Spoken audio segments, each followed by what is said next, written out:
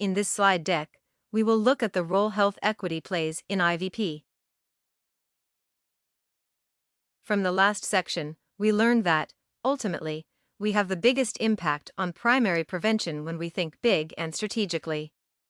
This includes focusing on the upstream strategies that impact large populations. It is important that our strategies aim to positively impact the social drivers of health. To do this, we have to acknowledge and understand the systems of power impacting the population we are working with. This requires creating strategies in a collaborative, inclusive manner. To achieve an equitable approach to our IVP work, we must promote strategies that are inclusive and equitable for all, invites those with lived experiences to the table, are rooted in justice, equity, diversity, and inclusion, focus on intersectionality. To achieve these goals, it is imperative that we take DEIJ practices into account. This includes acknowledging and valuing diversity in people, cultures, ideas, and traditions, taking action, ensuring equity in policy, practice, and positions, inclusion via power, voice, and organizational culture, and justice with equal rights and equitable opportunities. DEIJ is important to public health for a few reasons. 1. Improved health outcomes. By addressing health disparities and tailoring interventions to specific community needs, DEIJ can improve health outcomes for all populations. 2. Community trust. A diverse workforce that reflects the community it serves can build stronger relationships and increase trust in public health initiatives. 3. Culturally competent care. Understanding different cultural contexts allows for more effective and respectful delivery of public health services. 4. Enhanced research.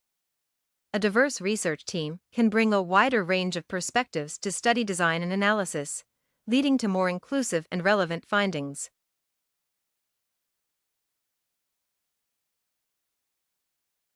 To properly ensure that we are reaching our DEIJ goals, we must first examine our own biases to prevent unintended negative impacts when designing and implementing public health strategies.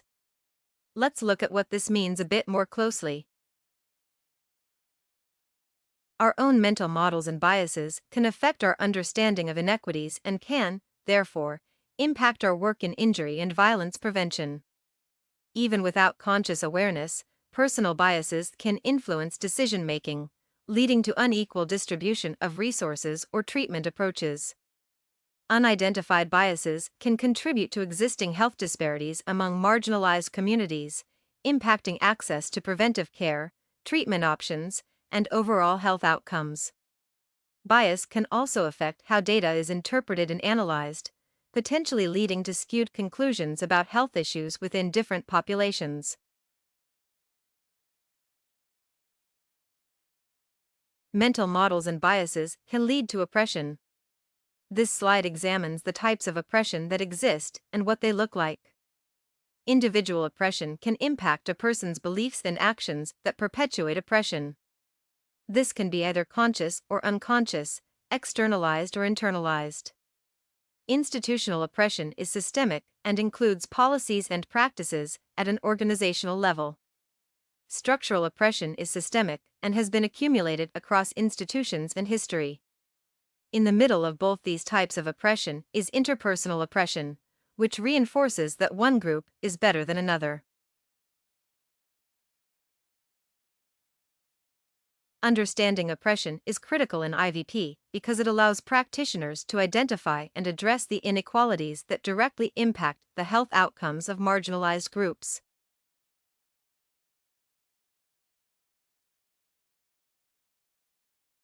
Making progress on equity will require us to mitigate both our own biases and change structures. Shown on this slide is a graphic on how implicit bias feeds into structural racism. Implicit bias is a cognitive reflection of systemic racism. As IVP professionals, we can create new associations, which in turn can produce new, more inclusive, and equitable ways of behaving and reacting. We are all connected. Working on upstream IVP practices is not about helping those kids or that community. Instead, it is about dismantling structures that exclude, increasing access to opportunity, and building healthy, inclusive communities in which we all belong and can thrive.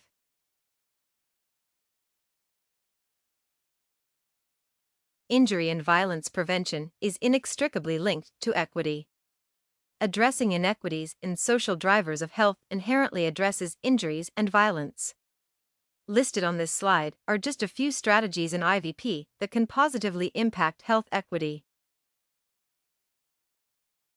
A health equity lens should be at the core of IVP interventions. We implore IVP practitioners, researchers, partners, and key decision-makers to identify the intersections that connect our daily IVP work to equity and justice. Critically analyze successes, challenges, and barriers to addressing inequities in our IVP work. Collectively embody a shared vision of opportunities, actions, and responsibilities to address equity in our IVP partnerships and policy strategies. Create safe spaces, promote holistic and culturally responsive practices, share power and resources, and build mutual trust among diverse communities to successfully sustain equity work within the field of IVP.